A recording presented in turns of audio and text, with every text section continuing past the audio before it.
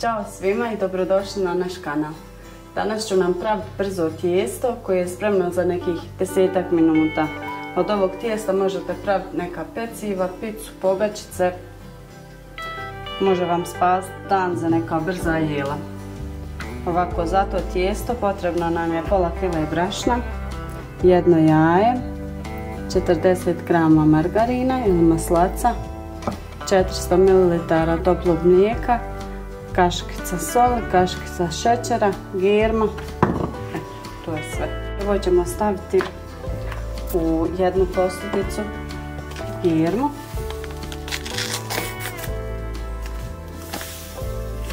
Ovdje imam 7 g girme. Stavit ćemo kaškicu šećera.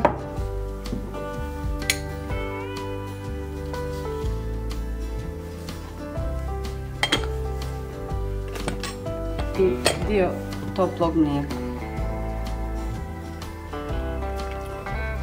Nisi pokazala tu reklamu svoju. Aha. Šef kuhinje, kad nije ničeg drugog šef. Šef kuhinje kad mene ne ima u kući.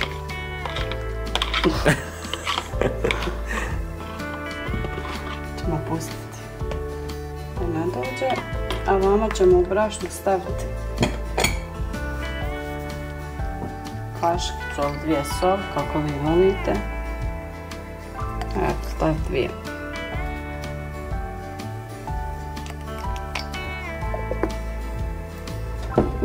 To ćemo promiješati. A ovamo ćemo staviti mlijeko, margarin i ćemo zakuhati. A vi možete dodati i tople vode. Zavisi kako ko voli. Ja nekad dodam i vode, a nekad pravim samo sa mlijekom.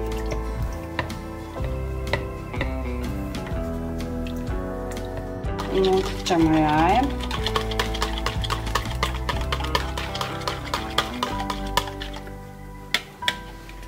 I dodati u brašno.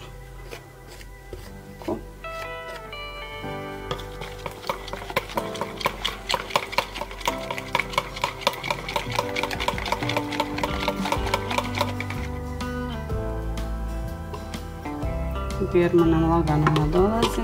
Pustit ćemo još neke 2-3 minute da ona odradi svoje.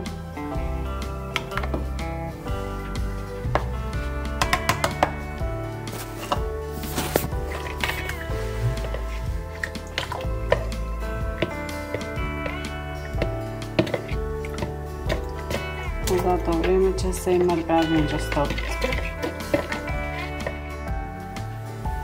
Ovako, girma je nadašla. Ovako nekako izgleda. Ćemo još pomiješati. I dodati u brašno. Miješati. Ja miješam dok se sve ne sjedini i onda pređem rukom raditi. Tijesto treba da bude mehko i glatko. A ovo tijesto isto dobro napraviti, na primjer, u većoj smjesi i ono može stojati u frižideru. Tako da uvijek uzmete dio i možete nešto napraviti. Super praktično, pogotovo ko radi i ko nema vremena. Tako da je uvijek nešto spremno.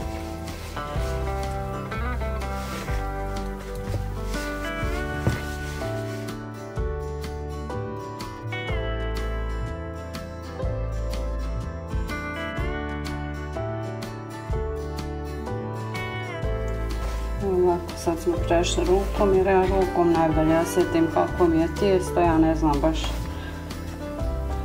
to kašikom, kako mi je bolje kad ja to prstima. Tako sam naučila.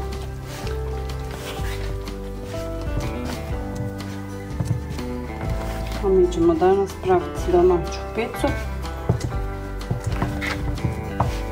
a sutra možda pogačice, zavisi koliko nam tijesta ostane jer ja ne napravim puno. Tako da to eventualno stoji dan kod mene u frižideru. Iskoristi se brzo sve.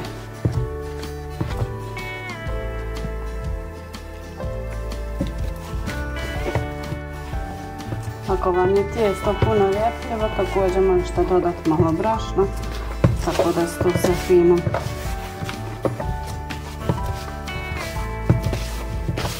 sjedimo. Ovo je stvarno tijesto praktično.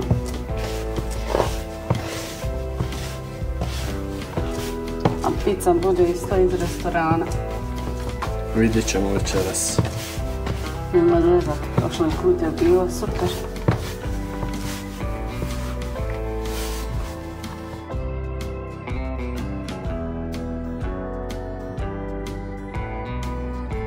Tijesto odstoji nekih 50 minuta i možete praviti što želite. Mi smo za to vrijeme pripremili što nam je potrebno za našu picu. Tako da uzet ćemo dio tijesta.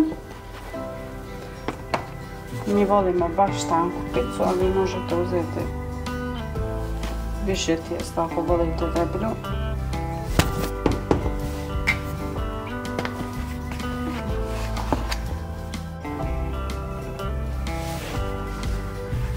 Prvo ćemo napraviti malo jufticu, to jest namladiti tijesto.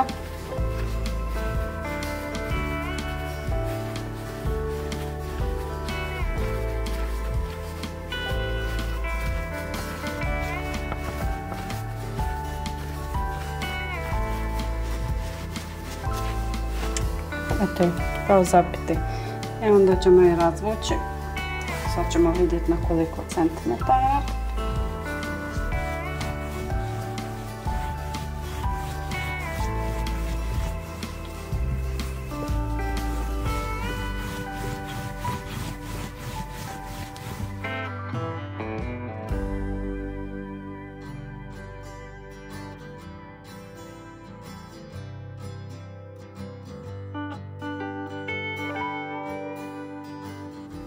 Tijesto smo razvukli na nekih 30 cm, 30-31. Tako je to tijesto. Možete od njega svašta praviti šta god hoćete. Sad ćemo pripremiti šta je potrebno da stavimo na tijesto za picu. Za picu nam je potreban sos paradajz, potrebna nam je kaškica soli,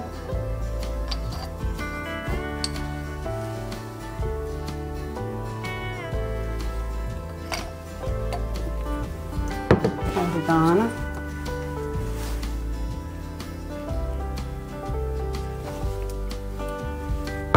i malo ulja.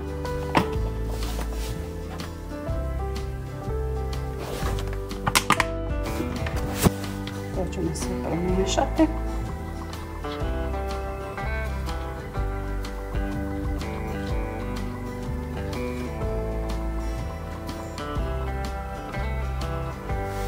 Ovako, za picu vam je važno isto da napravite ovako ove rubove, da uvučete tijesto još koliko može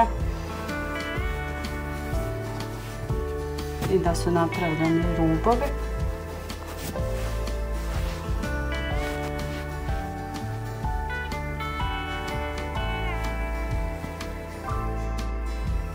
Premazat ćemo tijesto sos paradajzom.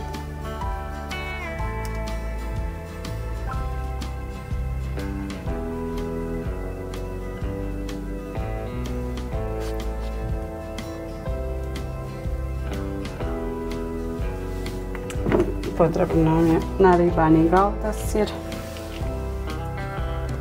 sos paradajza, znači prvi dio ide sir.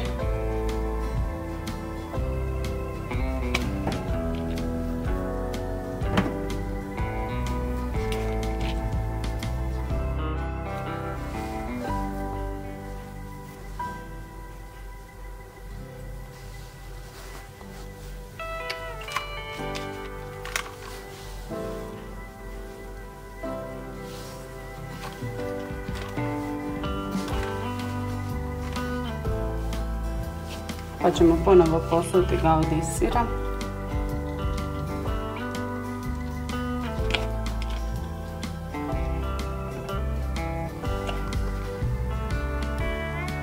na sredini ćemo staviti jedno jaje.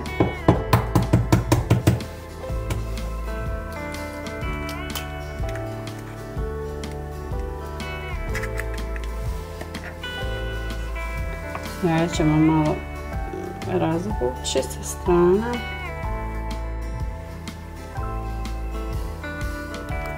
Evo ovako, jaje sa strana.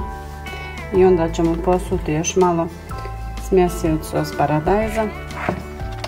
A pizza je spremna za pečenje.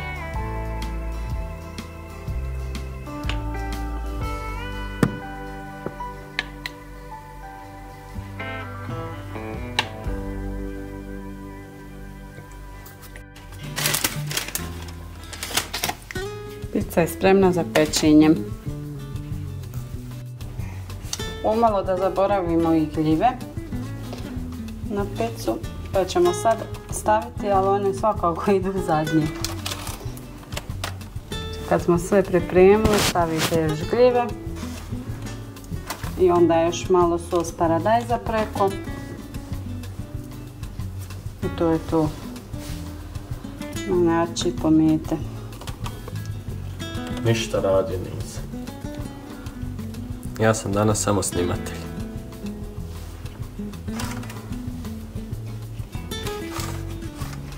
Pizza ručak, pizza večer. Ode ja sutra na posao.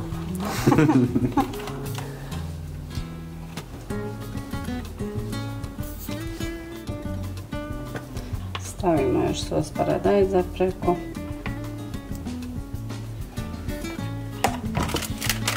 Pizza je spremna za pečenje. Koliko se peče i na koliko? To ćemo vidjeti.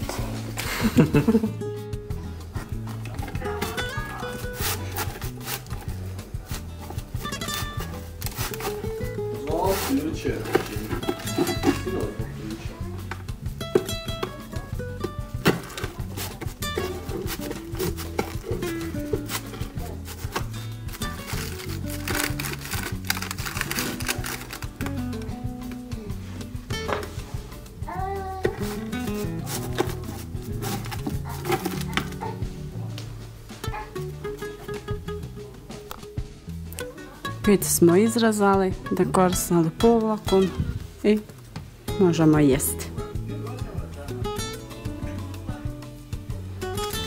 Biće ove godine. Nadam se da ste uživali. Vidimo se u idućem videu idući put. Pozdrav svima!